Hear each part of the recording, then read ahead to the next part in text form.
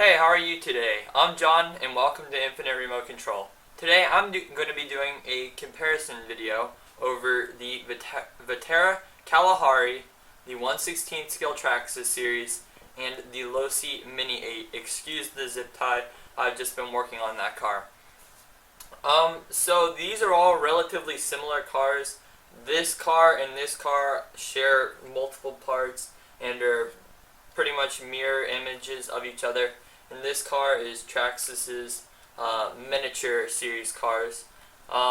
They all share the same chassis. So this was actually my first car, just to give you a little bit of history. I got this car about a year ago, December of 2012, and I only just recently got this car. So this car, as you know, this is my first car, so it has the most upgrades on it. This car has very few upgrades, almost none, and is running mostly stock. And this one still has no upgrades on it. So this car is very similar to this car in the fact that it has front and rear bumpers, is slightly based on the short course looking truck, is built for off-road, and is more geared towards bashes, where this is more geared towards racer that just wants to have a little bit of fun at the track.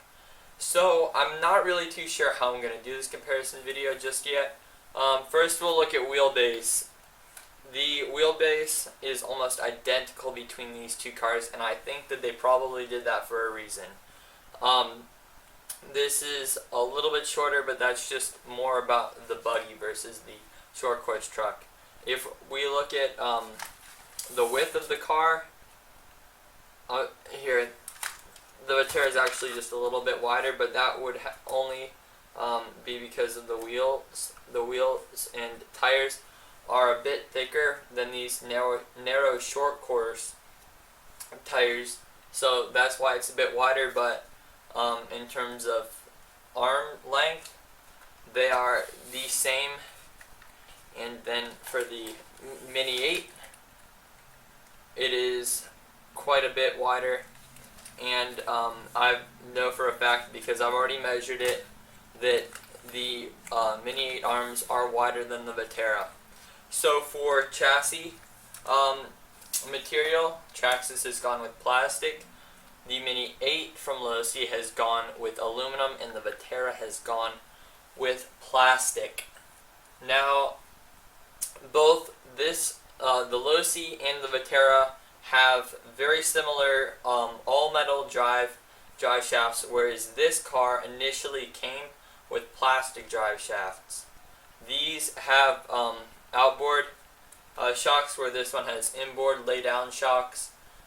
It's pretty much personal preference. I don't really prefer one or the other. They both have their benefits and drawbacks. Where this car differs from these two in electronics would be a smaller servo but a larger motor. The servo on this is actually upgraded from stock, and stock was very slow.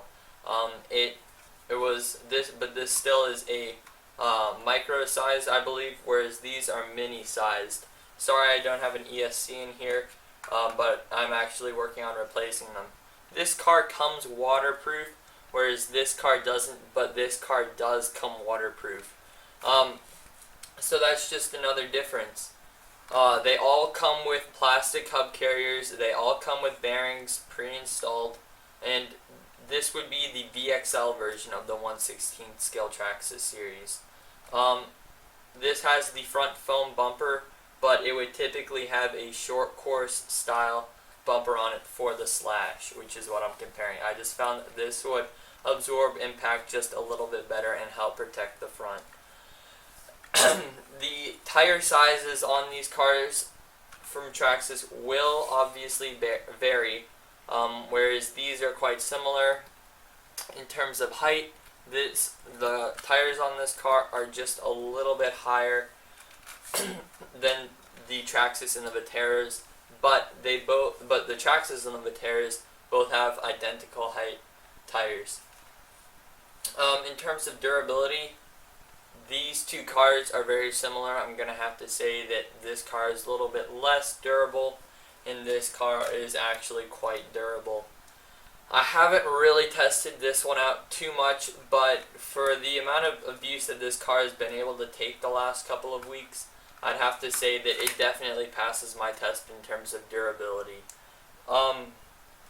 As you can see, this comes with plastic links, whereas this one comes with adjustable aluminum, whereas this one also comes with plastic. I don't really have a personal preference because I'm more of a basher, but if you are a racer, you're definitely going to want to have that adjustability. This comes with aluminum shock towers, whereas this one comes with plastic, and this one comes with plastic shock mounts. Also here with the rockers. Now, one thing that this differs with is this comes with plastic shocks. These are aluminum, but they've been upgraded. This comes with aluminum big bore shocks. This comes with plastic big bore shocks. These are adjustable. These are also adjustable, but this needs preload clips. Yep. So this can hold two standard mini-sized batteries, which would be two 2200 milliamp hour 2S lipos, whereas this can only hold one, and it's a tight fit along with this one. So you can pretty much run twice the battery capacity in this car as you can with these two cars, but that comes with a sacrifice. Your motor and ESC are actually going to be higher up off the ground, and a lot of people typically only run one battery, which makes the weight distribution a little bit lopsided. They both accept sway bars. I have sway bars on this just from upgrade. These do not come stock. The gearing on this car, I'm running a 45 tooth spur, 31 tooth pinion, whereas these I'm running more like a 16 tooth and a 48 tooth pinion. These motors are 4500 kV, whereas this motor is only 4000 kV. Now, in terms of speed, this car is going to be faster. I'm not sure how much faster it is than the Mini 8, probably only 5 miles an hour faster on 2S and 3S, but this car is definitely going to be the slowest of them all, just because of the smaller tires. That's the only reason that this Mini 8 is faster, is the tire size. But they all are plenty fast, and I'm sure that with a little bit of gearing adjustment, I could get these two cars to easily go as fast as this car. The only reason that you're seeing that this car is faster is because it's got the bigger motor, which then means that you can gear it up a bit. In terms of weight, the Mini 8 is definitely the heaviest just because of the quality aluminum chassis. The Vaterra is probably next, and then the Traxxas is the lightest. Now, that's not necessarily good or bad. It's really a lot of preference to which one you like. If you like lightweight or if you like heavy. It's a lot of it is going to be quality. I think that this is probably better quality than this car.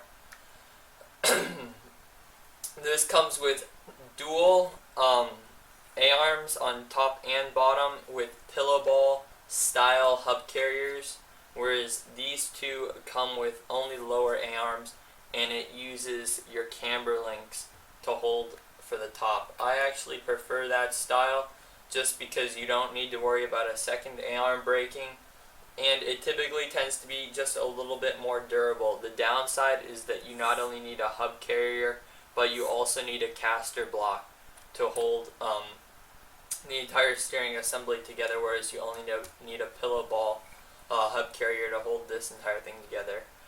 They both have their positives and negatives. It's really, again, just personal preference. I, again, prefer something more like that. I'm just trying to see what else I could possibly compare. In terms of ride height, this is going to have more adjustability. And you probably are wondering why it has such small shocks. Well, you can actually switch out the just told you the name a little while back. Whatever these things are called. You can get longer ones or shorter ones to, the rocker arms. You can get longer ones or shorter ones to increase or lower your ride height. You can also get longer springs. So this car can actually sit up about 3 times as high as it is right now, and you can put larger tires onto it. This car, you can always get cars to sit down at the ground and up high like this, but this car can sit just the slightest bit higher off the ground. But that's not necessarily a good thing, because if you can see right here, whenever you have these down, the layout is not nearly as good when the ride height is up high as it is here, as you can see, and also on this car. So in terms of shock adjustability, I'd have to say that this one wins, but in terms of overall ride height and suspension setup, these two have to win for me. I'm not a big fan of all of the linkages running throughout the car like that, and you've got them back here. I really would have liked to see them put maybe aluminum on this car for the price, and I'm going to go into pricing in a couple minutes or so. This car is going to have the most upgrades out of all of these cars, and yeah, so that's pretty much just the difference in terms of performance. This one's obviously going to outperform both of these cars, but I'd have to say that this car probably comes in second and this one in last. But the way that this is set up right now with the sway bars and the small on-road springs, you can pretty much drive this on-road and on dirt a lot better than you can this car. But I could easily put in shorter springs and lower the ride height, and that car would outperform this car. Now we need to look at pricing. This car is going to run you about $320. This car about $250. And at the time of this video, you can find this car new for $127. Which, when you look at the price of this and this is half of what you're paying for this, and you're getting just as good of a car. For this, I would buy this car over this car any day, which is kind of why I purchased this car, is because I thought, okay, I'm gonna sell this car. Well, I never got around to it, and now look, I've got the frickin' Vaterra. So then you factor in the low price of this and everything that you're getting, and there's no reason to buy this car, or there's no reason to buy this car when you can buy these two cars, and there's no reason to buy this car unless you are racing when you can buy this car. I bought this car because I didn't like bashing this car. I didn't like all of the aluminum, the exposed shocks. I didn't like the aluminum chassis. I personally prefer a lot more plastic. I don't like having to mess with the plastic and aluminum links. I just like all plastic. And really, the durability has really surprised me. I've put that thing through quite the thrashing, and it still has held up good. I do believe that this car is going to handle and be more durable than this car in the long run, and I really don't see why. At the time of this video, of course, with the pricing of those two cars, you would ever buy this car. And if you're a basher, I don't see why you would ever buy this car when you can buy this car. Now, there are definitely positives to this car, and I'm not saying that it's a bad car by any means. It is one really solid car, and the suspension on it just soaks everything up. It's really a well-engineered car, but the Traxxas with the gray plastic and the battery compartments and everything, it didn't really work for me, especially with the price. Too much money. So yeah, Vaterra looks like it's going to win this comparison. Unless you're a racer, then you just throw both of these cars away and you're only left with the Mini 8. Yeah, that's my take on these cars. go out and buy yourself a Vaterra. For $127, it's not too bad. You're looking at, the price of a Castle brushless system for a car that comes with name brand Dynamite and Spectrum electronics and really high quality material. So yeah, that's my comparison video.